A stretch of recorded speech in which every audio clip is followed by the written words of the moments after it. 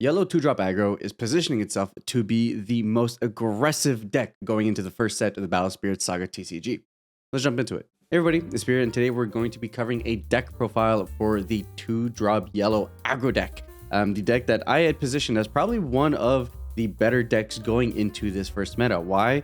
Aggro tends to shine. When you're in a position where, as a control deck, you don't really know what you should be controlling for because the meta isn't defined yet, or as people are still learning the rules or trying to understand the speed of the game, being the deck that forces your opponent to have the answers, and if they don't, you just win, is an incredibly powerful position to be in. A little less so because, of course, we've got, absolute ice shields running around, which means at any point in time, players can just end the turn, but hey, they still need to be able to find that, and I've tried to mitigate the deck in a position where it's not complete aggro, because if it was, you'd probably just lose. Honest, committing too much to your aggro when there's like ice shields everywhere, not the best, but it does have a good mid-range ability to kind of go a little bit longer. So at least there's that. Of course, it's 2-drop aggro, so we start off with our 2-drops, and a lot of them come from the starter decks. This is one of the decks where you will absolutely need the yellow starter deck if you want to go ahead and build it. So just right up, because a lot of the core pieces are in there, one of which normally being a Fritzl, which is a 2-cost 1 yellow reduction spirit with a level 1 and 2. During either attack step, draw a card when one of your spirits that costs 2 is destroyed in battle, which is actually fun. He sees himself being destroyed. So cards do see themselves being destroyed, which means if Fritzl's in battle, you swing with him or you block with him or whatever, and he dies, he will see himself die, and then you will draw a card, which is super sweet. This card is incredibly pivotal in making sure that, one, it's a 2-cost spirit that has card advantage itself. And a lot of the 2-drops that we do pick are because they give us additional advantage to be able to draw cards, which is a pretty big deal. This one predominantly on all of your 2-drops. So you can be aggressive, swing into your opponent's blockers openly, then still get your draws anyways. Or if you have to be on the defensive, you can block and then the cards replace themselves. So the fact that the 2-drops consistently replace themselves no matter what you do with them, whether it's be aggressive or that you block, is an incredibly big deal. In that same vein, we've got Prince Pentan, a 2-drop 1 yellow reduction, level 1, 2, and 3. When summon, reveal the top card of your deck. If it costs 2, add it to your hand. If it does not, discard it. And 2-drops are the most prolific drop in our deck. So this is just, hey, it's a 2-drop that draws us more 2-drops. You cannot complain. They're incredibly efficient. On that same tune, we are going with Flying Turtle, 2-cost 1 yellow reduction on levels 1 and 2. When summoned, reveal the top card of your deck. If it is a Fable Beast Spirit, add it to your hand. If not, discard it. Incredibly powerful. Again, more advantage, more advantage. We're taking in a little bit more Fabled Beast than my original version used to run. I used to only run Flying Turtle and the 3-drop cat. However, I've upped that up even more so because the card that we've added adds us more mid-range options. But even if it was just the turtle and the cat, I would still include this because guess what? At worst, it's just a regular 2-drop, which we still need a density of those anyways. And it draws us a card. I've heard some people say like, oh, but it's not great because you don't have the density to always hit, which means you end up discarding a card, but that doesn't matter. Like we're not stacking our deck in any way. So the top card of our deck is any random card in our deck. We'd rather have the chance at drawing a card than like whatever might be there. And sure, it'll be a feels bad if you end up discarding like an absolute ice shield or something, but you take your opportunities to get your advantages over the random card that could be on top because, hey, maybe you discarded a bad card like a Nexus that you didn't need or something. Can be just as likely. Then we're going into our vanilla. So at this point, we've gotten rid of all the 2-drops that can potentially give us advantage. So now we're going to the other cards. Sword Angel being probably the best vanilla just because it's effectively free. If you have your 2 yellow reductions, which is like incredibly easy to get in this deck, then you just need to put 1 core on top of it. It makes it incredibly efficient. While we can put ourselves in a position to have a ton of cores to play with. The more efficient we are with them, the better plays that we can make. And then to round out our yellow 2-cost, we've got Pentan here as a 2-cost 1 yellow reduction on levels 2 and 3. Reduce the cost of your first magic card used each turn by 1. Okay, look, I'm not gonna stand here and act like Pentan is the best pick for this slot. The deck only really runs like 2 different kinds of magic cards, and typically we're never gonna have an issue running those anyways. So while you could not run Pentan and instead run this fairy that has better stat lines, whatever, you could. I won't hate you for it, but look, Pentan's my boy and I refuse to not play him. Then we're moving on to our 3-drops. These are the Fabled Beasts that will allow us to accrue even more advantage. So Rapier Nair Catsith is a 3-cost 1 yellow reductions on level 1, 2, and 3. When summoned, reveal the top 2 cards of your deck. add all 2 costs revealed this way to your hand and discard the rest. The ability to just draw 2 cards off of 1 card, which it in itself will be attacking, is absolutely great. And it's still within that 3 threshold. So it's not going to draw us as many cards, but with the bubble Nexus, we actually will be able to potentially actually get a hit on this if it does die, which is not too bad either.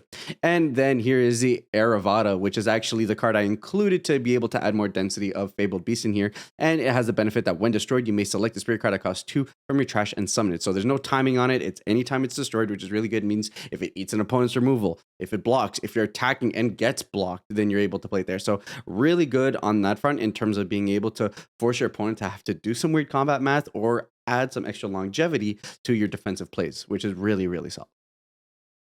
Then we're moving into our top end, and honestly, the yellow top end is incredibly gross. First, we have Wonderland Alice, 6 drop, 3 yellow reductions on levels 2 and 3. When the spirit attacks, select one of your opponent's spirits, reduces BP by 1,000 for each spirit you control this turn. Guess what? We're gonna have a lot of spirits. We're a 2-drop aggro deck. We're gonna have it for days. Incredibly strong, honestly.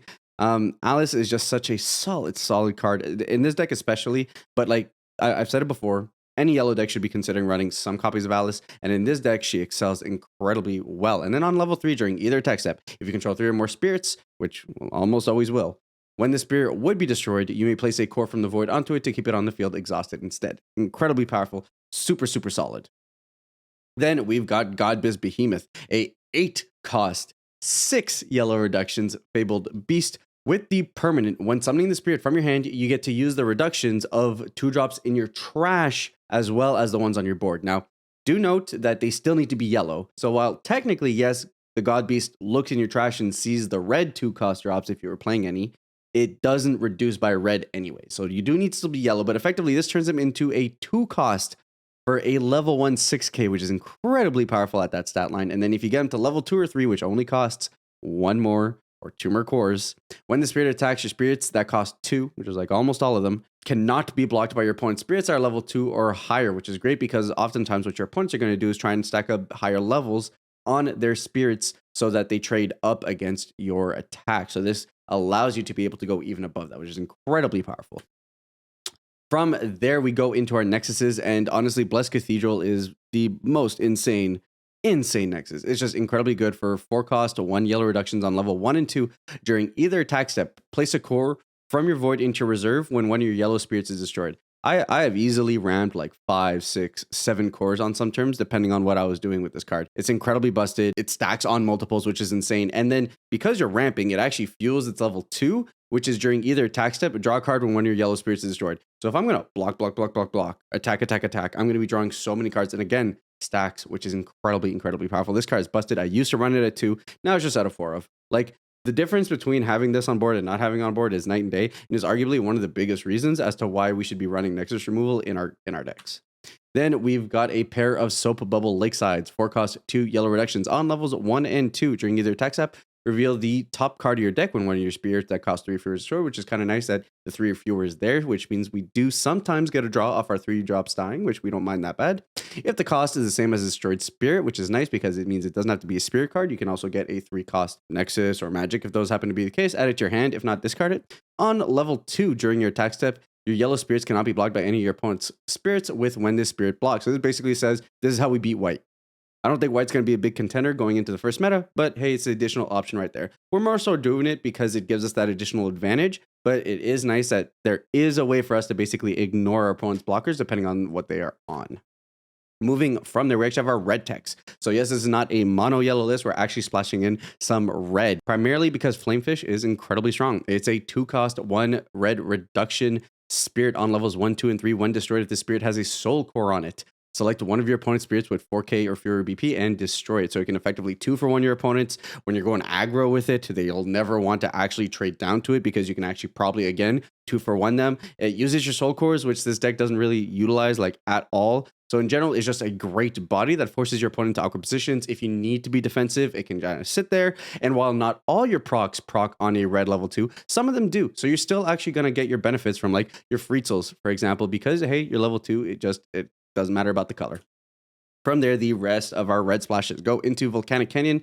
This is just to be able to get some consistency, being able to flush out our hand. We can get stuck with having like too many Nexuses in our hand or something like that. So having one of those Nexuses be something that can eventually get us out of bad draws, great. And then just the fact that for one, you're actually able to bump up your BP is pretty solid. It means that even if we're stuck with multiple copies of them, I personally don't mind later in the game having to pay for 4 for a wide Anthem if it means my opponent needs to disadvantageously block.